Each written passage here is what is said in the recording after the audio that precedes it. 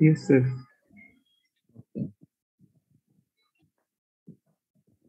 তোমাদের জন্য কিছু ভিডিও লাস্ট উইকে কিছু ভিডিও তোমাদের জন্য শেয়ার করেছিলাম, ওগুলো তোমরা দেখেছো? উইন্ডোডের উপরে কিছু ভিডিও শেয়ার করেছিলাম। জি স্যার, দেখছি। দেখছিলা? কে কে দেখছিলা?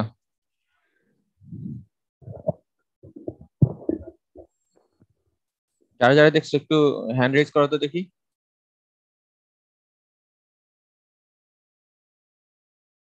রুল 42 দেখছো? আর কেউ দেখে নাই?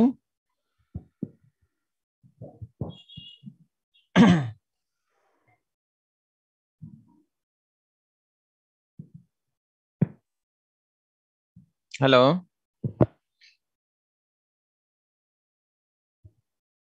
কি শুনতে পাচ্ছ না আমার কথা? জি স্যার, শোনা যাচ্ছে। হ্যাঁ, তোমাদেরকে একটা কথা জিজ্ঞাসা করছি, সেটা হচ্ছে যে তোমরা কে কে ভিডিও দেখেছো? ভিডিওগুলো দেখছো?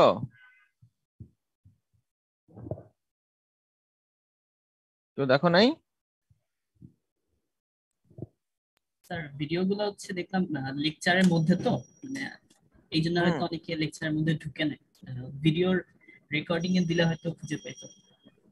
না, এটা তো লেকচারে না, এটা তো দিয়েছি হচ্ছে কোথায়, তোমাদের মাইক্রোসফট টিমসে আপলোড করেছি। জি sir, SharePoint video upload হয়েছে।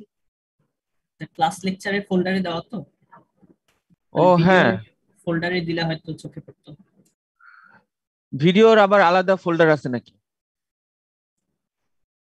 এটা তো ও লেকচারের ভেতর লেকচার 16 উইন্ড, এখানে একটা ভিডিও নামে একটা ইয়া করেছি। কয়টা ভিডিও, অনেকগুলো ভিডিও দিয়েছি। স্যার নরমালি ওইটার মধ্যে হ্যান্ড রিটেন লেকচার থাকে, তো এই জন্য হয়তো চোখে পড়ে না অনেকে।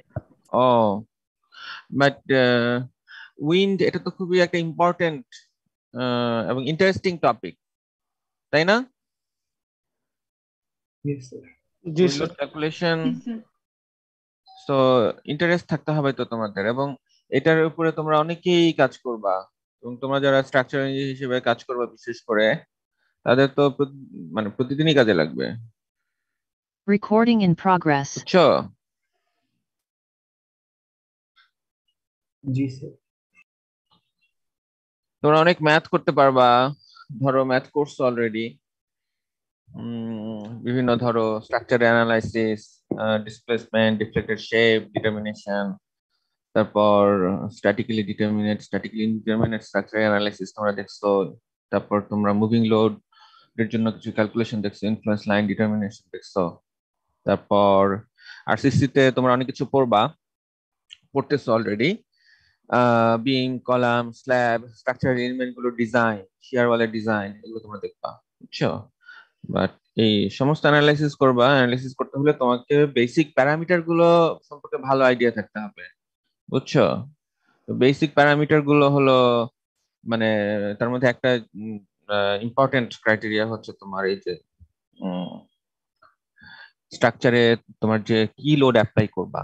বুঝছো? তোমার স্ট্রাকচারাল অ্যানালিসিস করতে হলে তোমরা একটা, ধরো নয় যে তোমাদেরকে বিভিন্ন প্রবলেম সলভ করতে দিয়েছিলাম, একটা বিম অথবা একটা ফ্রেম অথবা একটা ট্রাসের যখন যখন অ্যানালিসিস করে তোমাদেরকে আমরা বলে দিই যে একটা লোড পি ইকুয়াল টু এত কিপ, অথবা একটা ইউনিফর্মলি ডিস্ট্রিবিউটেড লোড একটা বলে দিই ডব্লিউ ইকুয়াল টু এত কিপ পার ফিট, তাই না? স্ল্যাবের যখন তোমরা ডিজাইন দেখবা তখন তোমরা বলবা যে আচ্ছা আমার স্ল্যাবে ডেড লোড হচ্ছে এত পিএসএফ অথবা kilonewton per metre square, live load হচ্ছে এত কিলোনিউটন পার মিটার স্কয়ার। বুঝছো? এটা তোমাদের ক্লাসে প্রবলেম সলভ করার জন্য তোমাদেরকে একটা লোড আমরা বলে দিই, বাট তুমি যখন প্র্যাকটিক্যাল ইঞ্জিনিয়ার হিসেবে কাজ করবা তখন তো তোমাকে এটা এটা নিজেকে ডিটারমাইন করতে হবে যে এই স্ট্রাকচারের লোড কতটুকু আসবে, এবং সেই লোড ক্যালকুলেশনের জন্য তোমাদেরকে একটা, তুমি যেই যেই কান্ট্রিতে তুমি স্ট্রাকচার ডিজাইন করবা, লোড ক্যালকুলেশন গুলো সেই কান্ট্রির কোডের সাথে কমপ্লাই হতে হবে। বুঝছো? তুমি যদি ইউএসএ তে একটা বিল্ডিং ডিজাইন করো, ইউএস এর প্রত্যেকটা স্টেটের জন্য আলাদা আলাদা তোমার মানে মানে তোমার ইয়া আছে, গাইডলাইন আছে কিভাবে ওই স্টেটে তুমি তোমার স্ট্রাকচারকে ডিজাইন করবা, বুঝছো? আর এমনি কমন তো এসি 7 16 AC 7 এর যে এবং ACI 318 এর যে কোড গুলো আছে, সেই কোড এবং স্ট্যান্ডার্ড গুলো দেখেই তোমাদেরকে কিন্তু স্ট্রাকচার গুলো ডিজাইন করতে হবে। কিন্তু বাংলাদেশে বিল্ডিং ডিজাইন করো, বাংলাদেশের জন্য Bangladesh national building code follow করতে হবে। এখন তুমি যদি বলো যে বাংলাদেশের ধরো তোমার চিটাগাং এ তুমি একটা বিল্ডিং ডিজাইন করবা, কক্সবাজারে একটা বিল্ডিং ডিজাইন করবা, অথবা একটা টাওয়ার ডিজাইন করবা, তো সেটা কিন্তু আম, এই কক্সবাজারের যে কন্ডিশন, কক্সবাজারের জন্য যে ডিজাইন প্যারামিটার সেগুলোকেই ব্যবহার করতে হবে, এবং সেগুলোর জন্য তোমার এই যে বাংলাদেশ ন্যাশনাল বিল্ডিং কোড যা বলা আছে সেগুলো হুবহু ফলো করে তারপর করতে হবে, বুঝছো? এখন তুমি যদি ধরো কক্সবাজারের বিল্ডিং ডিজাইন করবা, তুমি নিলা হচ্ছে আমেরিকার একটা কোড অথবা ইউরোপিয়ান একটা কোড, ওদের ডিজাইন প্যারামিটার গুলো যদি নাও, তাহলে কি সেই বিল্ডিং ডিজাইন কি প্রপার হবে? No sir. হুম, তাহলে তো তোমাদেরকে এই লোড ক্যালকুলেশন গুলো ভালো মতো দেখতে হবে না? দেখতে হলে একদম কনসেপ্ট গুলো একদম ক্লিয়ার হতে হবে, তোমাদের কনসেপ্ট গুলো একদম ক্লিয়ার রাখতে হবে। এই জন্য তোমাদের দেখো আমার স্ক্রিন কি শেয়ার হয়েছে? হয়নি? হ্যাঁ স্যার। আচ্ছা দেখো এখানে এই যে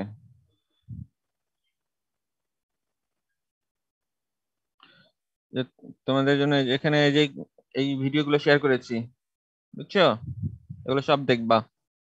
তারপরে ওই যে লাস্ট ক্লাসে ফ্লাটার সম্পর্কে কেউ একজন কোশ্চেন করেছিল, ফ্লাটারের জন্য কিছু ভিডিও দেখো এখানে আছে, এটা দেখবা, খুবই ইন্টারেস্টিং ভিডিও, অনেক পুরনো ভিডিও। নাসাতে কিছু তোমার ইয়া করা হয়েছিল, টেস্ট করা হয়েছিল। আচ্ছা একটা জিনিস আমাকে বলো তো দেখি, এই যে এখানে স্পিড সরি সাউন্ড কি তোমরা শুনতে পাও? না স্যার, সাউন্ড শুনতে পাচ্ছি না। আচ্ছা সাউন্ড, শেয়ারে যে সাউন্ড শেয়ার করা রাখবে তাহলে শুনতে পাবে। স্যার সাউন্ড শেয়ার করার আলাদা অপশন আছে আর কি। আচ্ছা আচ্ছা আচ্ছা ঠিক আছে, হ্যাঁ সেটাই। তাহলে সাউন্ড আমি শেয়ার করি, আম, এটা বোধহয় মোরে গিয়ে কই, হ্যাঁ শেয়ার সাউন্ড। আচ্ছা এবার দেখো,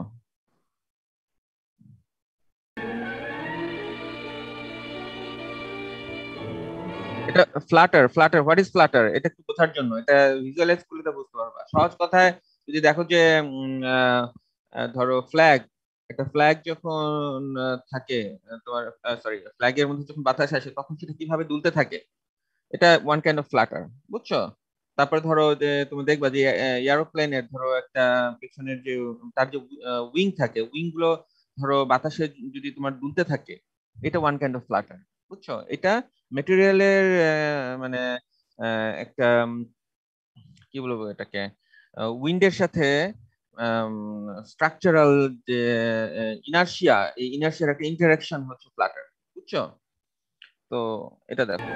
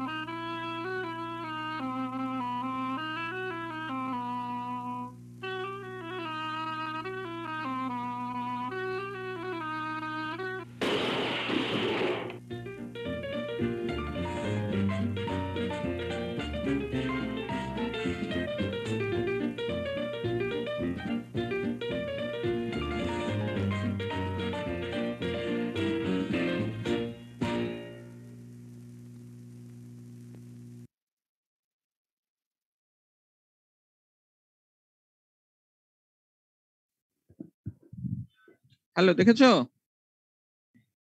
জি স্যার। জি স্যার।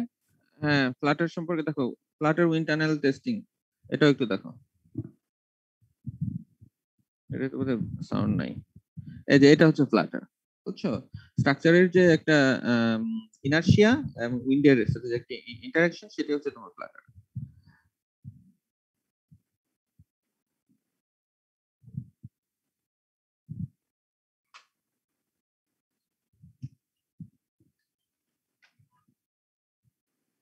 এটা হচ্ছে 1 or 2 degree of freedom aeroelastic instability involving rotational motion, বুঝেছো? এখন মনে হয় তোমাদের সামনে একটু ক্লিয়ার হচ্ছে। What is aeroelastic? Aeroelastic মানে হচ্ছে interaction between the inertial, elastic and aerodynamic forces that occur when elastic bodies are exposed to a fluid flow. বুঝছো? এটা হচ্ছে aeroelastic. Aeroelastic এর definition হচ্ছে interaction between the inertial, elastic and the aerodynamic force that occur when elastic bodies are exposed to a fluid flow. So এরকম aeroelastic instability যদি হয় that involves rotational motion, সেটাকে বলি আমরা flutter. ওকে, sir তাহলে বলো। স্যার এখানে যে ভিডিও দেখানো হলো স্যার, প্লেনের পাখার যে আর কি উইন্ডের প্রভাবটা স্যার, এটা তো স্যার আমরা পাখির মধ্যে অনেকটা দেখি স্যার যে এটা রেজিস্ট করে আর কি। পাখির মধ্যেও হতে পারে। এখন পাখি সে নিজে দুলাচ্ছে নাকি, সেটা ধরো পাখির ক্ষেত্রে তো সে নিজেও তার উইংটা দুলাইতে পারে, তাই না? জি স্যার। স্যার এটা হচ্ছে আর কি মানে এখানে পাখার মধ্যে ইমপ্লিমেন্ট করা হয় নাকি? না, এটা পাখার মধ্যে ইমপ্লিমেন্ট করা হয়। মানে এটা হচ্ছে ইনার্শিয়ার কারণে ইন্টারঅ্যাকশন যে হচ্ছে সেটার একটা ইফেক্ট, বুঝছো? এয়ারোইলাস্টিক ইনস্টেবিলিটি, ঠিক আছে? তো প্রথম ভিডিওতে যে দেখালাম, দেখো একটা এখানে ট্যাকোমা ন্যারো ব্রিজের একটা কথা। এই যে এই ব্রিজটা, এই যে এটা হচ্ছে ট্যাকোমা ন্যারো ব্রিজ, বুঝছো? এটা ভিডিও তোমরা অনেক দেখবা। তো তো এইটা দেখো ফ্লাটারের জন্য এটা হয়েছে। তো যাই হোক, মানে তোমার ধরো এখানে তোমার যেই উইন্ডের কারণে এটা হচ্ছে, বুঝছো? ব্রিজ তো নরমালি ছিল, কিন্তু উইন্ডের সাথে স্ট্রাকচারের একটা ইন্টারাকশন হয়েছে, এটার কারণে তোমার তার যে natural frequency that might match the frequency of the wave, বুঝছো? সেক্ষেত্রে তোমার কিন্তু এই ধরনের ইনস্টেবিলিটি তৈরি হয়, বুঝছো? রেসপন্স রেজোনেন্স হলে স্ট্রাকচারের কি অবস্থা হয় সেটা তো দেখতেই পাচ্ছ, ঠিক আছে? তাহলে এগুলো দেখবা, হ্যাঁ? বাকি ভিডিওগুলো দেখে নিও। স্যার বলো। স্যার এই ফ্লাটারটাকে নাল করার জন্য কি স্যার আমরা ল্যাটারাল ব্রেসিং বা অন্য কিছু দিয়ে স্যার এটা মানে ট্যাকেল দেব, হ্যাঁ, করব ট্যাকেলটা দেব স্যার কিভাবে এটা এই যদি যে বলতেন। দেখো, এটা হচ্ছে তোমার তাহলে স্ট্রাকচারের স্টিফনেস চেঞ্জ করতে হবে। এখন স্টিফনেস চেঞ্জ করতে হলে এবং তার ইনার্শিয়া ফোর্স তুমি যদি চেঞ্জ করতে চাও এবং স্ট্রাকচারাল ফ্রিকোয়েন্সি তুমি যদি চেঞ্জ করতে পারো, ন্যাচারাল ফ্রিকোয়েন্সি যদি চেঞ্জ করতে পারো, তখন কিন্তু তুমি এখান থেকে উত্তরণ পেতে পারো, বুঝছো? জি স্যার, থ্যাংক ইউ স্যার। ওকে, আচ্ছা, তাহলে তোমরা মোটামুটি একটা আইডিয়া পেয়েছো। দেখো আমরা লাস্ট ক্লাসে যেগুলো বলছিলাম যে স্ট্রাকচারে তোমার যদি তুমি আমরা এই ক্লাসে যেটা করব যে উইন্ড লোড ক্যালকুলেশন করা শিখবো, বুঝছো? উইন্ড লোড ক্যালকুলেশন করা শিখবো অ্যাকর্ডিং টু বিএনবিসি 2020 অথবা which is similar to ACE 705। তো এখানে দেখো আমাদের একটা হচ্ছে যে উইন্ড যদি আসে, উইন্ড ডিরেকশনে স্ট্রাকচারের একটা তোমার স্ট্রাকচার একটা বিহেভিয়ার শো করে এবং ক্রস উইন্ড ডিরেকশনেও স্ট্রাকচার একটা বিহেভিয়ার শো করে এবং উইন্ডের কারণে স্ট্রাকচারের টর্শনও হতে পারে, বুঝছো? তো মোটামুটি আমাদের মানে তোমাদের এই কোডে যেটা বলা আছে যে যদি ক্রস উইন্ড ইফেক্ট থাকে তাহলে কিন্তু স্ট্রাকচারের জন্য মানে আমাদের এই যে কিছু মেথড আছে সেই মেথড অ্যাপ্লিকেবল হবে না। তো এখন ক্রস উইন্ডের কিছু ডেফিনিশন দেখলে একটা হচ্ছে গ্যালোপিং, ফ্লাটার, তারপরে ভর্টেক্স শেডিং, এটা আমরা লাস্ট ক্লাসে দেখেছি। টার্বুলেন্স যদি হয় তখন তোমার এই মানে উইন্ড ডিসপ্লেসমেন্ট টার্বুলেন্স এফেক্ট যদি থাকে তখন তোমার এটা ব্যবহার করা মানে ওই মেথডগুলো ব্যবহার করা যাবে না। তো এখন দেখো তোমাদেরকে মানে ক্লাসের শেষে যেটা পড়বো সেটা ক্লাসের শুরুতেই দেখায় নিচ্ছি, বুঝছো? ক্লাসের শেষে এই ক্লাসটা শেষ করে আমরা যেটা শিখবো সেটা তোমাদের একটা গ্ল্যান্সেই দেখিয়ে নিচ্ছি। হ্যাঁ, আমরা হচ্ছে বাংলাদেশ ন্যাশনাল বিল্ডিং কোড 2020 অনুযায়ী উইন্ডের কারণে যে লোড যে প্রেসার তুমি ক্যালকুলেশন করবা সেটা একটা সামারি এখানে আমি তুলে ধরছি, বুঝছো? এইটা হচ্ছে এখানে একটা ইকুয়েশন দিছি, দেখো এটা বাংলাদেশ ন্যাশনাল বিল্ডিং কোড 1993, এটা বোধহয় মানে ইয়া হয়েছে 2006, পাবলিশ হয়েছে বোধহয় 2006। তো আর এই বাংলাদেশ ন্যাশনাল বিল্ডিং কোড 2020 এটা তো রিসেন্টলি তোমরা জানো গ্যাজেট আকারে পাবলিশ হয়ে গেছে। তো আমি এখানে দুটাই কম্পেয়ার করছি, কারণ তোমাদেরকে যদিও তোমরা এই কারেন্ট কোডটা ফলো করবা, কিছু কিছু ক্ষেত্রে তোমরা যখন স্ট্রাকচারাল ইঞ্জিনিয়ার হিসেবে কাজ করবা তখন অনেককে দেখা যেতে পারে যে অনেক পুরনো বিল্ডিং তোমরা অ্যানালাইসিস করা লাগছে, বুঝছো?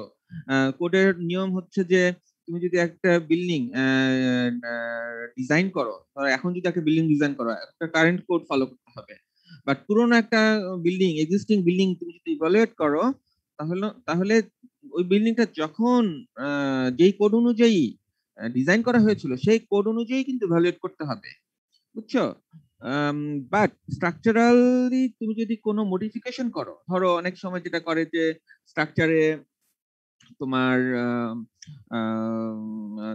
ধরো অনেক সময়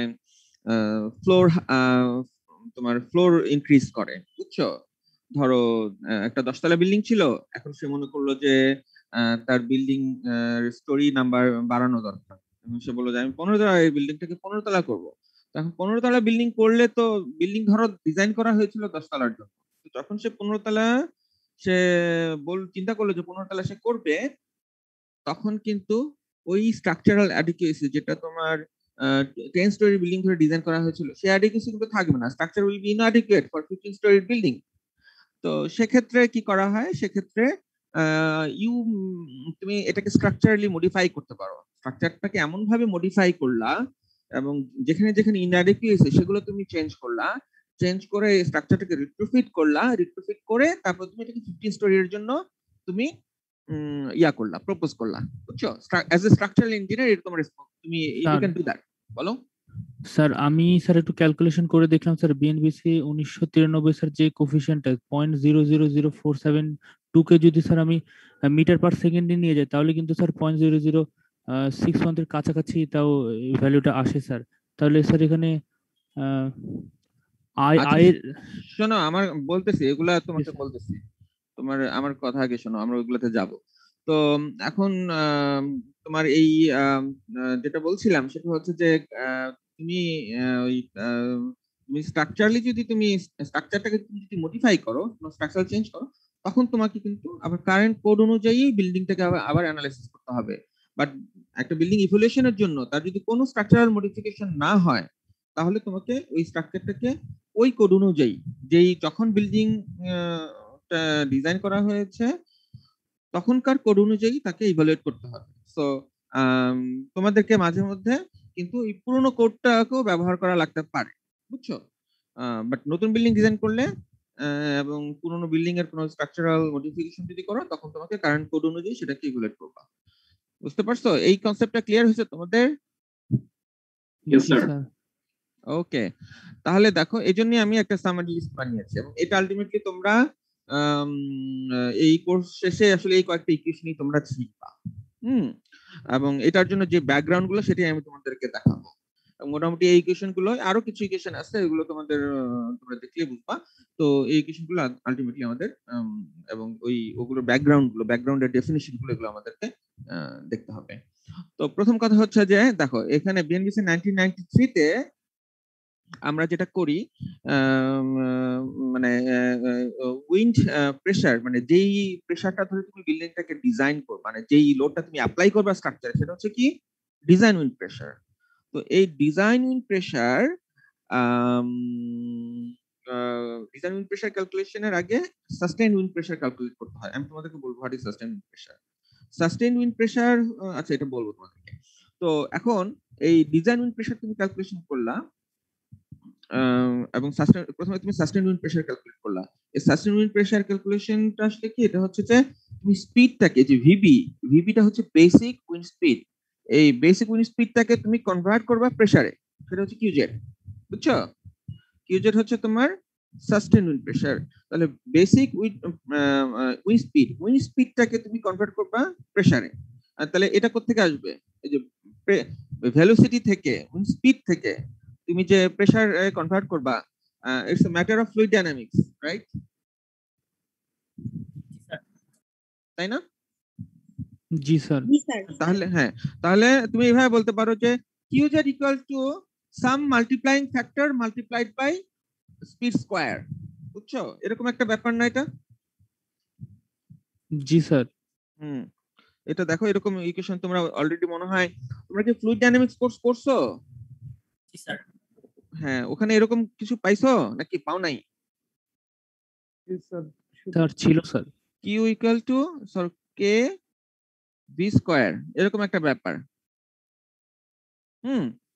মানে স্পিডের স্কয়ার, মানে সরি, প্রেসার যেটা পাবা সেটা হচ্ছে square of sir laminar flow চলা মানে পর্যন্ত স্যার এটা ভ্যালিড থাকবে, টার্বুলেন্স হলে আর হবে না স্যার, এগুলো স্যার হবে না। করছি স্যার। জি স্যার। ওকে, এটা তো ফর এন আর কি স্যার। সো তাহলে তোমার এই জিনিসটা তোমরা অলরেডি করে আসছো। তাহলে সেখান থেকে আমরা দেখতে পাচ্ছি যে এখানে দেখো একটা স্পিড স্কয়ার, এটা হচ্ছে ফ্লুইড ডাইনামিক্সের ব্যাপার। এখান থেকে তুমি এই প্রেসারটা পাবা, এটাকে মাল্টিপ্লাই করা হচ্ছে একটা ফ্যাক্টর দিয়ে, যে এইটাই হচ্ছে তোমার ধরো কে, যে এটা 0.472। আচ্ছা, এখানে দেখো সিআই বলছে একটা জিনিস, সিআই। What is CI? সিআইটা হচ্ছে sir importance, sir structural importance factor. আচ্ছা, ওকে। আর দেখো এখানে আরেকটা জিনিস আছে, সিজেড হচ্ছে তোমার হাইট এন্ড এক্সপোজার কোএফিশিয়েন্ট, সেটা আমি তোমাদেরকে বলবো। এটা হচ্ছে তোমার হাইটের সাথে সাথে তোমার তো উইন্ড স্পিড, এটা কিন্তু চেঞ্জ হয়, বুঝছো?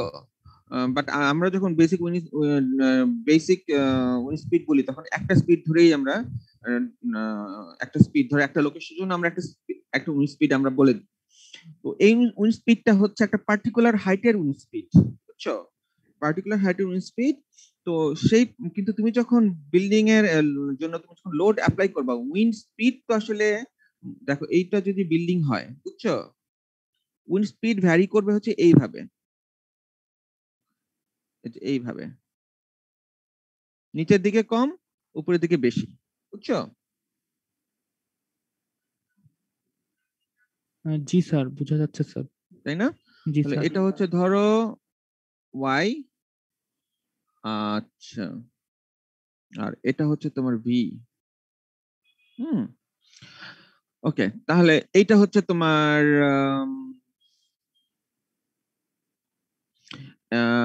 এটা হচ্ছে তোমার কি, এই যে তোমার ভ্যারিয়েশন হলো হাইটের সাথে সাথে, তোমার এই যে ভিটা যে ভ্যারি করলো, সেটাকে আমরা এই যে সিজেড দিয়ে নিয়ে আসি। CZ is a function of height, ঠিক আছে? ফাংশন অফ হাইট, এবং সেটা এক্সপোজার কন্ডিশন, এক্সপোজার মানে এটা কন্ডিশনটা কি সেটা আমি তোমাদেরকে বলবো। সেই কন্ডিশনটা ভিত্তি করে তোমার এই সিজেড ফ্যাক্টরটা চেঞ্জ হয়, বুঝছো? বোঝা গেল? তাহলে দেখো, এই সাস্টেইন উইন্ড প্রেসার এটা কি? এটা হচ্ছে mainly conversion of velocity to pressure, বুঝছো? তো এই উইন্ড প্রেসারটাকে, সাস্টেইন উইন্ড প্রেসার হচ্ছে সাথে আরো কিছু ফ্যাক্টর মাল্টিপ্লাই করে আমাদের ডিজাইন উইন্ড প্রেসার বের করতে হয়। তো সেই ফ্যাক্টর গুলো হচ্ছে যে that factors consider the characteristic of the building, বুঝছো? characteristic of the building মানে বিল্ডিং এর ডাইমেনশনটা কি, বিল্ডিং এর সাইজ, শেপ, হাইট, এগুলো কেমন, ঠিক আছে? এগুলোর উপর ভিত্তি করে তোমার এই প্রেসার কোএফিশিয়েন্ট ডিটারমাইন করতে হয়। এবং বিল্ডিংটা কি তোমার, এটা ডাইনামিক ক্যারেক্টারিস্টিক কেমন, ঠিক আছে? আমরা যদিও স্ট্যাটিক অ্যানালাইসিস করছি, বাট ইকুইভ্যালেন্ট স্ট্যাটিক অ্যানালাইসিস, কিন্তু এটা তার ডাইনামিক বিহেভিয়ার, তার টাইম পিরিয়ড কেমন, সেগুলোর উপর ডিপেন্ড করে আমাদেরকে নির্ধারণ করতে হয় বিল্ডিংটা কি রিজিড স্ট্রাকচার নাকি ফ্লেক্সিবল স্ট্রাকচার। সেটার উপর ভিত্তি করে আমাদেরকে এই যে এখানে একটা ফ্যাক্টর আছে দেখতে পাচ্ছ, এটাকে বলে সিজি। সিজি হচ্ছে গাস্ট কোফিশিয়েন্ট। তো এই গাস্ট কোফিশিয়েন্টটা আমাদেরকে বের করতে হয়। এটা ডিটেইল বলা আছে বাংলা 2020 তে এই কোডের কথা বলা আছে, সরি এই কোডে সিজি কিভাবে বের করতে হবে সেটা বলা আছে।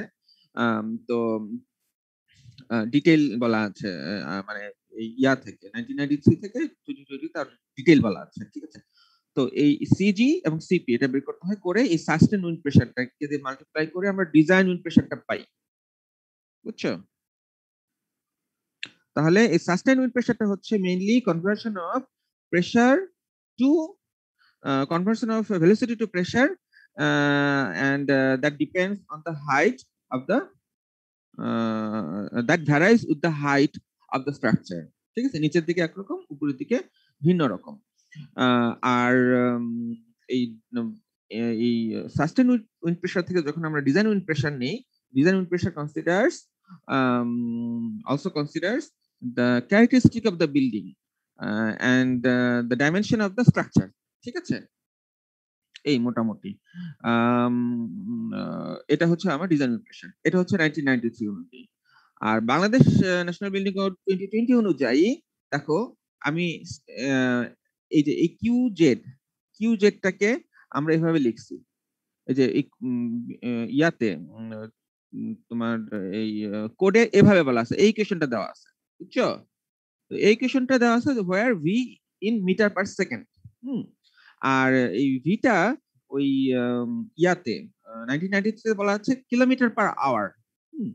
তো কিলোমিটার পার আওয়ারকে মিটার পার সেকেন্ডে যদি কিলোমিটার পার আওয়ার নাও, তাহলে তোমার এই কনভার্সনটা একই, বুঝছো?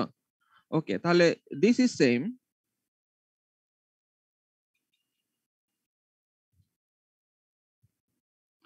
এটা সেম, এই ফ্যাক্টরটা সেম, এই ফ্যাক্টরটা সেম, দিস ইজ সেম। আচ্ছা, এখানে সিআই বলা আছে ইম্পর্টেন্স ফ্যাক্টর, এখানে যে আই বলছে হচ্ছে ইম্পর্টেন্স ফ্যাক্টর, ঠিক আছে।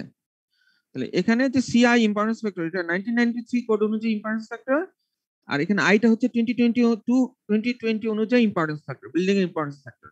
এই বিল্ডিং এর ইম্পর্টেন্স ফ্যাক্টরটা সম্পর্কে তোমাদের কাছে আমি বলবো। আচ্ছা, তাহলে বাট কনসেপ্ট হচ্ছে যে তোমার এই ইয়াগুলা একই, ফ্যাক্টর আছে, হচ্ছে একই ধরনের ফ্যাক্টর।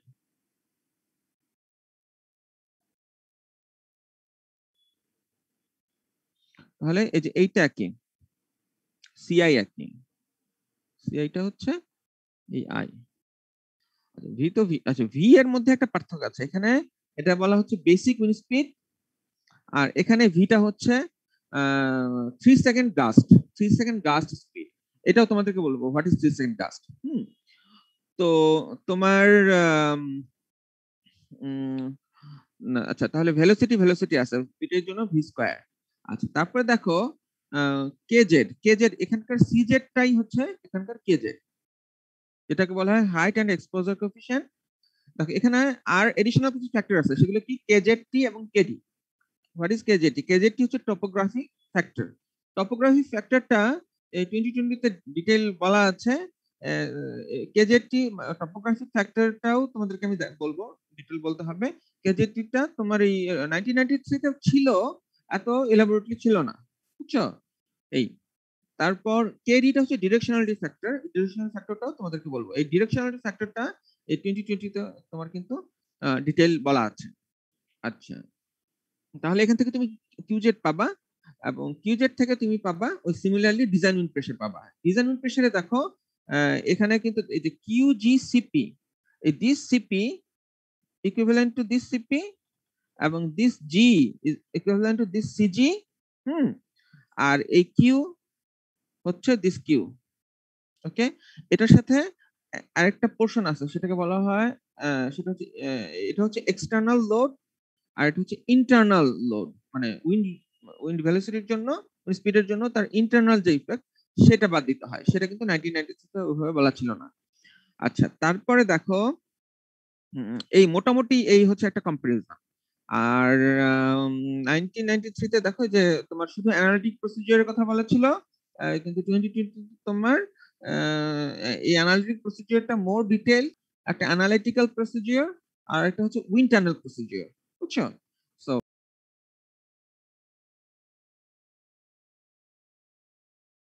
এই সিম্পলিফাইড, আমরা আমাদের ক্লাসে এই সিম্পলিফাইড প্রসিডিউরটাও দেখবো, কিছু কিছু লোড ক্যালকুলেশন করা দেখবো, অ্যানালিটিক্যাল প্রসিডিউরের লোড ক্যালকুলেশন করা আমরা দেখবো ইন ডিটেইল, ঠিক আছে? Wind tunnel procedure not part of our topic, ঠিক আছে? তো মোটামুটি এই কি বুঝতে পারছো? জি স্যার, বুঝতে পারছি স্যার। ওকে, 17 ব্যাচের কে কে বুঝতে পারছো? স্যার বুঝতে পারছি। জি স্যার, বুঝতে পারছি। ওকে, ঠিক আছে।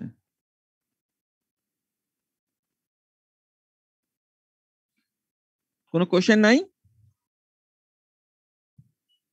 স্যার কোশ্চেন ছিল স্যার, এই পি হ্যাঁ, ভ্যালুটা বিএনবিসি 2020 তে স্যার পি ভ্যালুটাকে তাহলে আমরা একটু কমায় ধরতেছি 1993 চাইতে, এরকম স্যার? সেরকম তো না। কি সেরকম, সেরকম কি তুমি কি দেখছো? না স্যার, 2020 আমার ওভাবে দেখা হয় নাই স্যার। না, ওরকম না। একটা জিনিস দেখো যে উইন্ড স্পিড যেটা 1993 তে উইন্ড স্পিডের কথা, উইন্ড স্পিডটা যা ছিল, বুঝছো, 2020 তে উইন্ড স্পিড কিন্তু একটু বেশি, উইন্ড স্পিডটাকে বেশি ধরা আছে। আগে আগেরটাকে বলা হয় বেসি উইন্ড স্পিড, আর এটা হচ্ছে তোমার 3 সেকেন্ড গাস্ট স্পিড, বুঝছো? তো এই জিনিসগুলো তোমাদেরকে একটু বুঝতে হবে।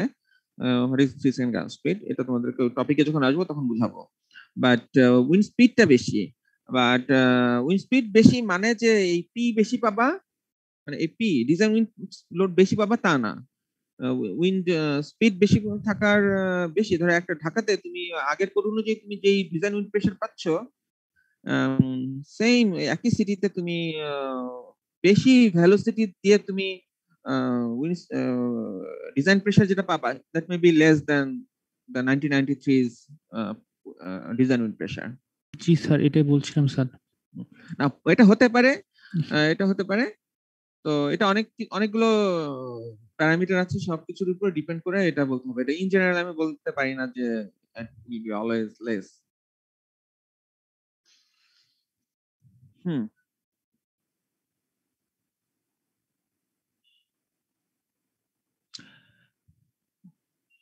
ওকে, আর কোনো কোশ্চেন নাই?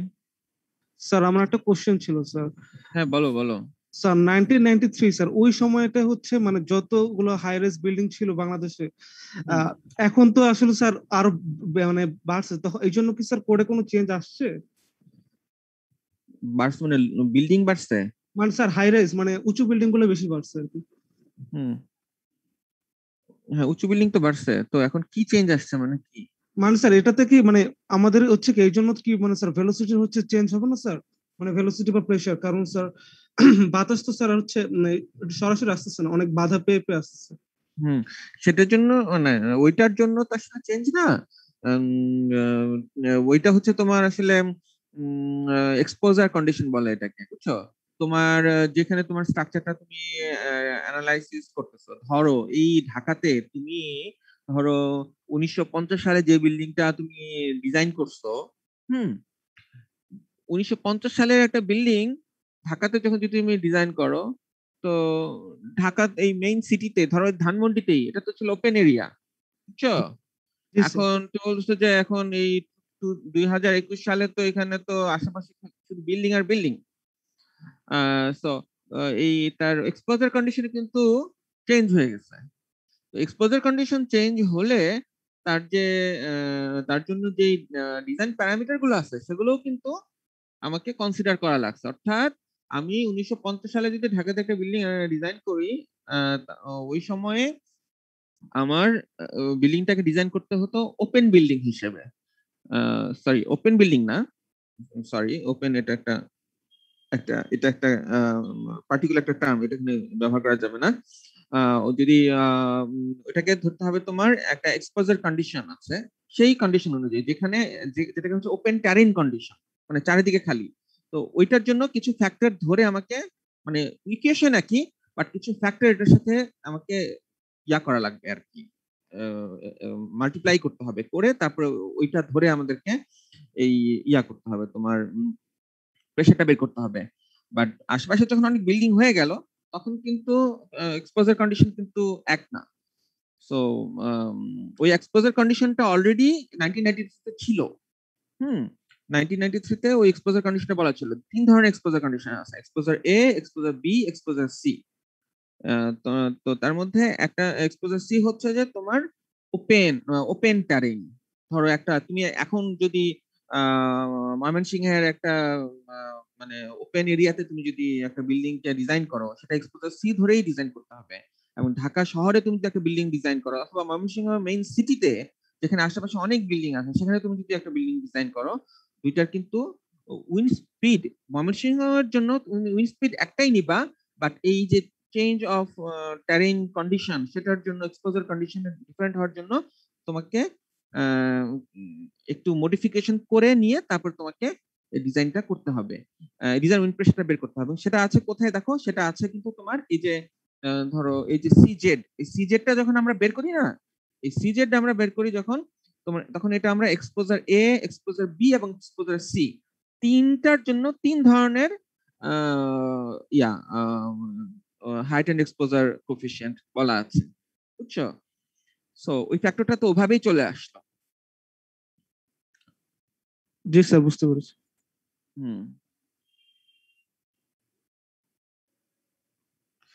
আর কার কিছু বলার আছে?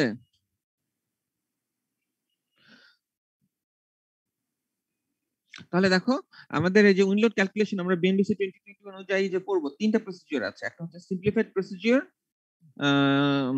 এটা হচ্ছে নতুন, এটা এএসসি 705 এর মতো, ওখানে যেভাবে আছে সেভাবেই আমাদের এই বিএনবিসি তে বলা আছে তোমার প্রসিডিউরটা। তারপর আরেকটা প্রসিডিউর হচ্ছে অ্যানালিটিক প্রসিডিউর। এটা তো অ্যানালিটিক প্রসিডিউরের যে কম্পারিজন সেটা তো আমি তো এখানে দেখাইলাম, বুঝছো? এটা similar to BNBC 1993, but lot more considerations এটাতে আনা হয়েছে, এবং which is adapted from ASC 705। আরেকটা হচ্ছে wind tunnel procedure. Wind tunnel প্রসিডিউরটা এটাও এটা ডিটেইল বলা নাই, বাট এটা আমরা পড়বো না, আমরা পড়বো এটা আর এটা, ঠিক আছে? আচ্ছা, তো প্রথমে আমরা পড়বো সিম্পলিফাইড প্রসিডিউর। সিম্পলিফাইড প্রসিডিউরে উইন্ড লোড ক্যালকুলেশন আমরা দেখবো। এখন সিম্পলিফাইড অথবা অ্যানালিটিক প্রসিডিউর, এই প্রসিডিউরে ফলো করো না কেন, তোমার কিন্তু ওই minimum wind design wind pressure কত হবে সেটা কিন্তু বলা আছে।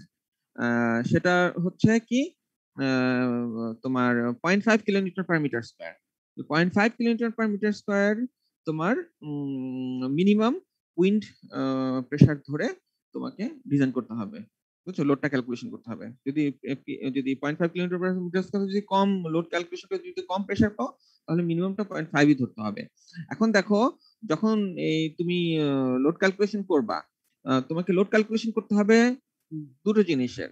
একটা হচ্ছে এখানে বলে দেখো, এই main wind frame resisting system, এটাকে বলা হয় MWFR, ঠিক আছে? আরেকটা করতে হয় কম্পোনেন্টস এন্ড ক্ল্যাডিং, এটাকে বলে C&C।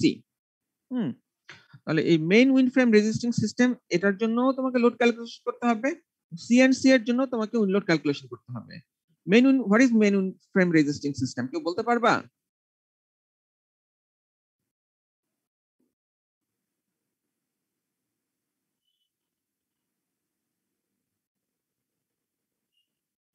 হ্যালো,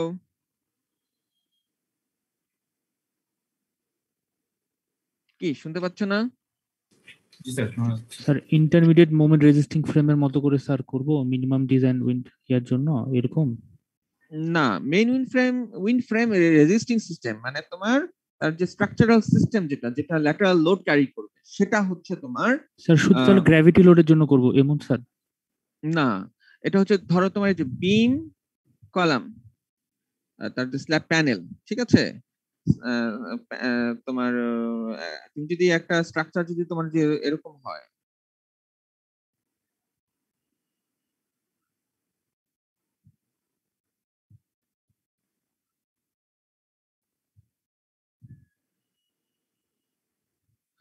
এইটার ধরো যে উইন্ড স্পিড ধরো আস্তে আস্তে উইন্ড আস্তে আস্তে ধরো এদিক থেকে, তাহলে এই লোডটা এইটার জন্য তোমার এখানে যে প্রেসারটা আসবে সেই প্রেসারটা ক্যারি করবে মেইনলি এই যে দেখতে পাচ্ছ যে এই যে এইটা ফ্রেমটা লোডটা ক্যারি করবে।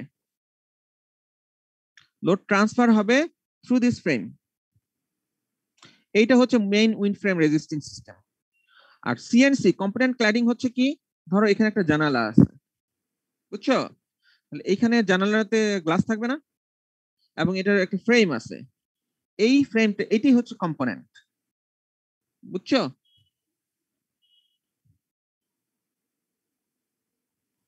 জি স্যার। তাহলে তোমরা যখন এই উইন্ড লোড ক্যালকুলেশন করবা, সিম্পলিফাইড অর অ্যানালিটিক প্রসিজার যেটার জন্য বের করো না কেন, তোমাদেরকে এই মেইন উইন্ড ফ্রেম রেজিস্টিং সিস্টেমের জন্য উইন্ড লোড বের করতে হবে, আবার এই যে এই কম্পোনেন্ট ক্ল্যাডিং এর জন্য উইন্ড লোডটা উইন্ড প্রেসারটা বের করতে হবে, করে তারপর এটাকে ডিজাইন করতে হবে। বুঝা গেল? ওকে, তারপর দেখো আমাদের এখানে দেখো যে enclosed or partially enclosed building এবং ওপেন বিল্ডিং এই ডেফিনিশন গুলো, এই কথাগুলো বলা আছে, সেটা তোমাদেরকে এক্সপ্লেইন করতে হবে। What is enclosed building, what is partially enclosed building and what is open building. এই এনক্লোজড, পার্শিয়ালি এনক্লোজড এবং ওপেন বিল্ডিং এর উপর ডিপেন্ড করে তোমার কিছু লোডের প্যারামিটার, লোড ক্যালকুলেশনের প্যারামিটার তোমাদেরকে বের করতে হবে। আচ্ছা দেখো, সিম্পলিফাইড প্রসিডিউর যখন আমরা কখন ব্যবহার করতে পারি, ঠিক আছে? সিম্পলিফাইড প্রসিডিউর মানে বুঝতে পারছো, ইট ইজ সিম্পল, বুঝছো? লোডে কোডে কিছু লোডের চার্ট, কিছু প্রেসারের চার্ট দেওয়া আছে সরাসরি, এবং সেই প্রেসারটা তোমরা নিয়ে সরাসরি বিল্ডিং এ অ্যাপ্লাই করতে পারো, ডিটেইল ক্যালকুলেশন করার প্রয়োজন নাই। এটা হচ্ছে তোমার সিম্পলিফাইড প্রসিডিউর। এবং এই simplified procedure, you can use this simplified procedure if it meets some specific criteria. If that satisfies some specific criteria, then only you can use simplified procedure. Otherwise, you have to go to analytical procedure. So, তুমি যদি simplified procedure follow করো, what are the criteria or what are the limitations for the main wind frame resisting system? Main wind frame resisting system এর জন্য কিছু limitation বলা আছে, এগুলো হলে তুমি এই প্রসিডিউরটা ব্যবহার করতে পারবা। তো সেগুলো দেখো এখানে আমি লিখেছি, এটা দেখতে পাচ্ছো? জি স্যার, দেখা যাচ্ছে। জি স্যার। জি স্যার। ওকে, প্রথম লিমিটেশনটা কি? প্রথম লিমিটেশন হচ্ছে the building is a simple diaphragm building. What is simple diaphragm building? এই সেকশনে বলা আছে, সেকশন 2.1.3। তোমাদের কাছে রাইট নাও বিএনবিসি আছে 2020 চ্যাপ্টার 2 যেটা আমি শেয়ার করেছিলাম? স্যার আছে স্যার, এটা তোমার আমার কাছে কাছে আছে। জি স্যার। হ্যাঁ, আর কার কাছে আছে? স্যার আছে স্যার, সফট কপিটা আছে স্যার। আমি যেটা পাঠিয়েছিলাম সেটা আছে? এটা খুলে দেখছো? জি স্যার, একবার দুবার দেখছি। দেখছো? ওই যে গত ক্লাসে তো আমরা এগুলো বলছি না, যে load, dead load, live load, wind load, earthquake load, এগুলো তো ওই চ্যাপ্টার 2 তেই আছে নাকি? জি স্যার। হ্যাঁ, তো সেখানে ওই যে সেকশন 2.1.3 ওখানে যাও তো দেখি কি লেখা আছে।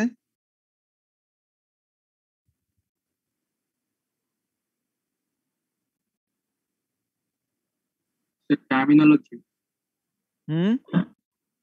টার্মিনোলজি বলা আছে, রাইট, এই তো পাইছো। টার্মিনোলজিতে দেখো কি লেখা আছে, সিম্পল ডায়াফ্রাম বিল্ডিং। এটা হচ্ছে পেজ 626, বিল্ডিং সিম্পল ডায়াফ্রাম। এখানে কি লেখা আছে দেখো, এটা আমি নিয়ে আসছি এখানে। A building in which both windward and leeward wind loads are transmitted through floor and roof diaphragm to the same vertical main wind frame resisting system. ঠিক আছে, no structural separation. তাহলে তোমার কি যখন উইন্ডওয়ার্ড অথবা লিওয়ার্ড ডিরেকশন থেকে, what is Windward?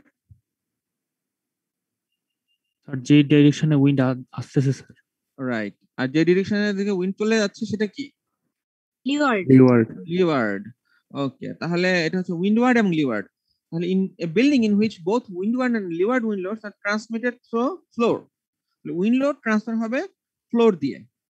Floor দিয়ে wind লোডটা transfer হবে। তাহলে কি তুমি যখন উইন্ডটা তোমার একটা বিল্ডিং এর প্রেসার দিচ্ছে, তাহলে এই তার প্রেসারটা সরাসরি নিচ্ছে কে? তার ল্যাটারাল ফোর্স রেজিস্টিং সিস্টেম, তার মানে হচ্ছে তোমার এই যে বিম কলাম যে ফ্রেম, এটা দিয়ে এবং ফ্লোর দিয়ে লোডটা তোমার ট্রান্সফার হচ্ছে।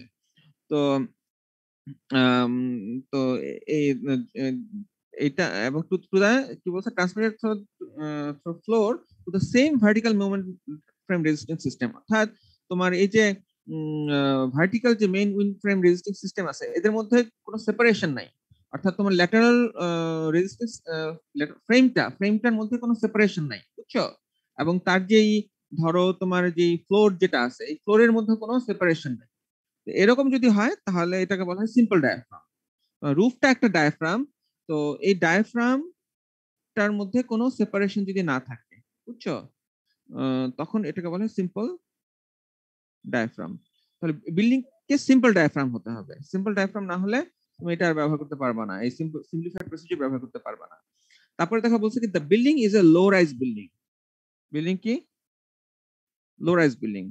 What is low rise building? Section 2.1.3 দেখো, what is low rise building? Low rise building হচ্ছে enclosed or partially enclosed building that comply with the following conditions. What are those conditions? Mean roof height h less than or equal to 18.3 meter. আর 18.3 metre মানে তোমার কয়তলা বলো দেখি? 6 তলা। হ্যাঁ, 6 তলা। তাহলে 6 তলা যদি বিল্ডিং হয়, একটা ফ্লোরের বিল্ডিং এর হাইট নরমালি হয় কি 3 মিটার করে, আমি টিপিক্যাল বলছি। এখন 6 তলা বলবো না, বিল্ডিং এর এখানে 18.3 মিটার বলা আছে, 18.3 মিটার। ধরো তোমার যদি টিপিক্যাল যদি বিল্ডিং হয়, তাহলে এই বিল্ডিং গুলোর হাইট নরমালি 3 মিটার হয়। তাহলে 3 মিটার হলে তাহলে 6 তলা হবে। তাহলে 6 তলা মানে ইচ স্টোরি হাইট যদি 3 মিটার হয়, তাহলে এটা 6 স্টোরি বিল্ডিং হবে। 6 স্টোরি বিল্ডিং আর 18.3 মিটার থেকে যদি তোমার হাইট যদি কম হয়, মিন রুফ হাইট যদি কম হয়, তাহলে এটাকে বলা হয় লো রাইজ বিল্ডিং। অথবা mean roof height does not exceed, sorry অথবা না, এবং দুটো কন্ডিশনই স্যাটিসফাই করতে হবে। Mean roof height h does not exceed least horizontal dimension. অর্থাৎ বিল্ডিং এর যে ধরো ইয়া আছে, কি বলবো এটাকে, হাইট আছে, হ্যাঁ, মানে স্যার 60 ফিট বাই 60 ফিট এমন স্যার? ধরো তোমার না, তোমার mean roof height h does not exceed least horizontal dimension. তার মানে ধরো একদিকে আছে ধরো 20 ফিট, বিল্ডিং এর ডাইমেনশন হচ্ছে একদিকে 20 ফিট, আরেকদিকে হচ্ছে 30 ফিট, সে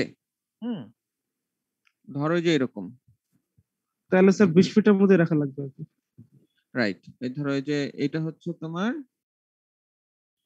এদিকে ধরো হচ্ছে তোমার 20 ফিট, এদিকে হচ্ছে তোমার 40 ফিট। তাহলে বিল্ডিং এর ইয়া হচ্ছে তোমার এরকম, এটা ধরো বিল্ডিং, ধরো এটা হচ্ছে আমার কি h, তাহলে this h should be less than 20 feet, বুঝছো? But it should be less than also 18.3 meter. 18.3 গুণ 3.28, 60 feet, বুঝছো?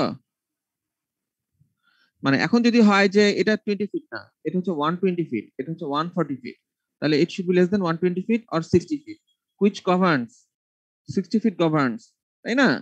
তাহলে এখানে ধরো বিল্ডিং এর হাইট যদি ধরো ডাইমেনশন কি 120 ফিট বাই 140 ফিট হয়, এবং বিল্ডিং এর হাইট যদি ধরো 70 ফিট হয়, 70 ফিট ইজ লেস দ্যান কি 120 feet, but it is greater than 60 feet, so you cannot call that low rise building.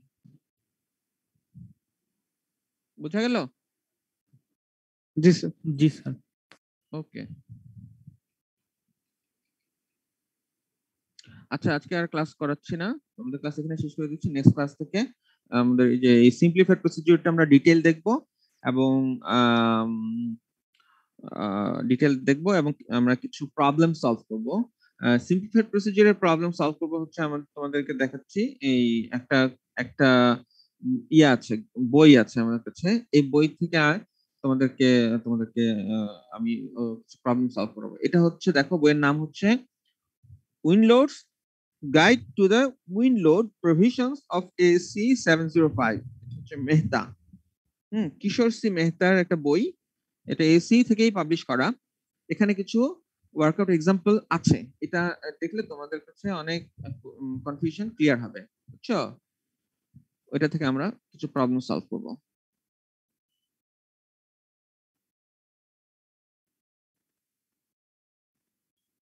Okay, G sir. আমার 17 ব্যাচের স্টুডেন্টরা কোনো রেসপন্স করো না খুব বেশি, কেন? তোমরা কি সবাই আছো জি নাকি স্যার নাই? স্যার আছি। ও আচ্ছা, তোমাদের ক্লাস টেস্ট কেমন হলো লাস্ট ডেতে?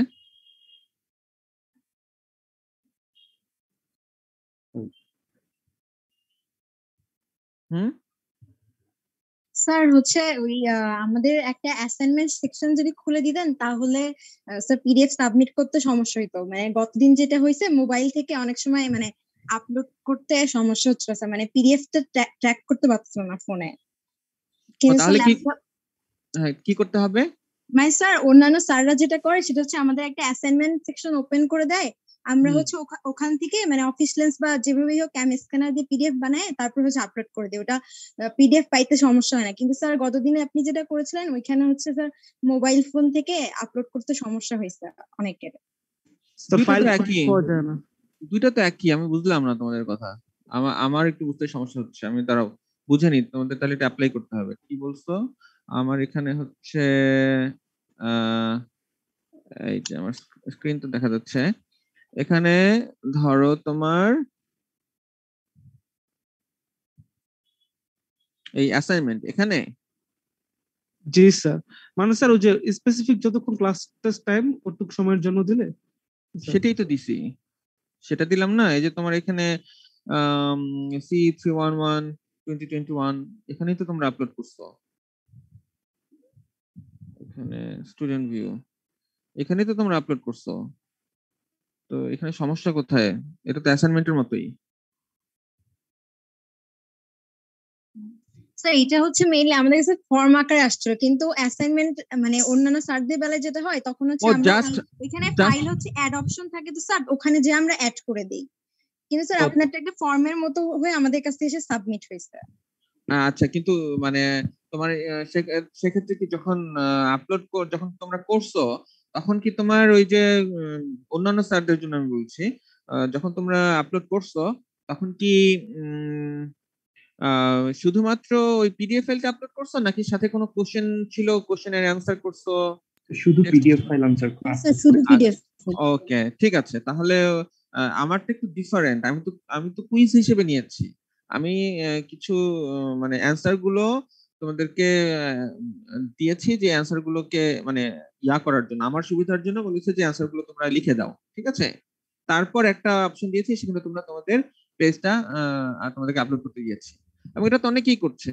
এবং আমি লাস্ট সেমিস্টারে তো ক্লাস নিয়েছি যখন, তখন তো আমি তোমার এমসিকিউ কোশ্চেন করেছি, তখন তো একই ফরম্যাটে ছিল, বুঝছো? আমি বুঝতে পারছি তোমার মাইক্রোসফট ফর্মে তোমার আপলোড করা লাগছে। সরাসরি যদি সরি তোমার এই মাইক্রোসফট টিমসে যদি আপলোড করতে তখন এটা তোমাদের জন্য ইজিয়ার হতো, এটা বলছো? মাইক্রোসফট ফর্মে জি বোধহয় স্যার, এখানে তোমাদের চেক আপলোড করতে করার উপায় থাকে পিডিএফটা দিলে। আর আপনি যেভাবে দিচ্ছিলেন স্যার, পিডিএফটা যে দিয়েছি সেটা আর ওপেন হয় না দেওয়ার পরে, মানে কোন পিডিএফটা দিচ্ছি সেটা চেক করা যাচ্ছে না। ও তাই যদি না? স্যার ভুল অন্যটা দিয়ে ফেলি, কারণ অনেক তো মনে করেন স্যার আইডি দিয়ে তো অনেকগুলা পিডিএফ, তো স্যার পিডিএফ একটা দিলাম কিন্তু তারপরে তো স্যার চেক করার উপায়টা থাকে না আর কি, যে ঠিকটা দিলাম কিনা। ও আচ্ছা, ঠিক আছে, তাহলে আমি এটা ভালো কথা বলছো, তোমাদের তো চেক করা তো করতে পারা তো উচিত, তাই না? অবশ্য আমি বোধহয় রেস্ট্রিকশন করে দিছিলাম যে তোমরা একবার সাবমিট করতে পারবা, more than one time submit করতে পারবা না। হ্যাঁ, এই কারণে এরকম কিছু হতেও পারে, বাট আমি একটু চেক করব। তুমি যেটা বলছো যে মাইক্রোসফট ফর্মে চেক করার উপায় নাই, সেটা আমি একটু চেক করে দেখব, বুঝছো?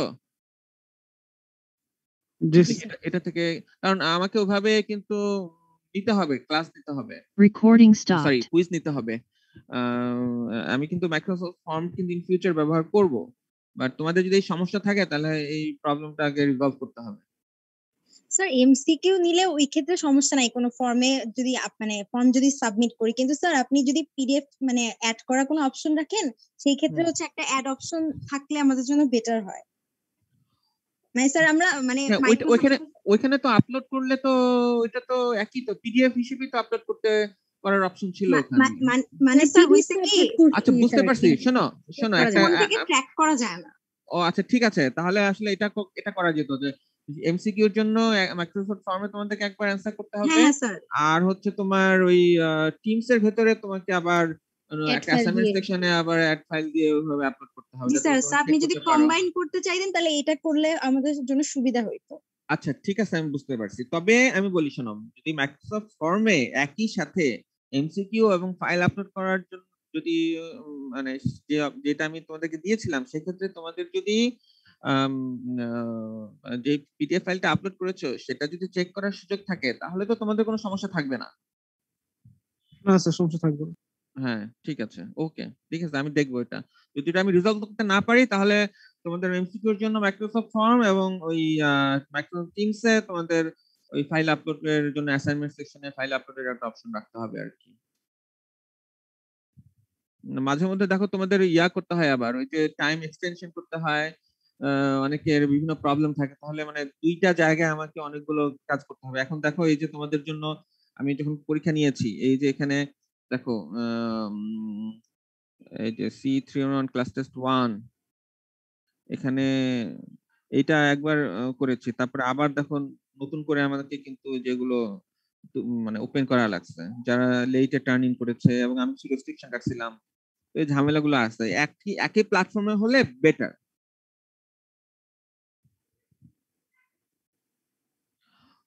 ওকে দেখছো, আমি 1 2 3 চারটা পরীক্ষা নেওয়া লাগছে।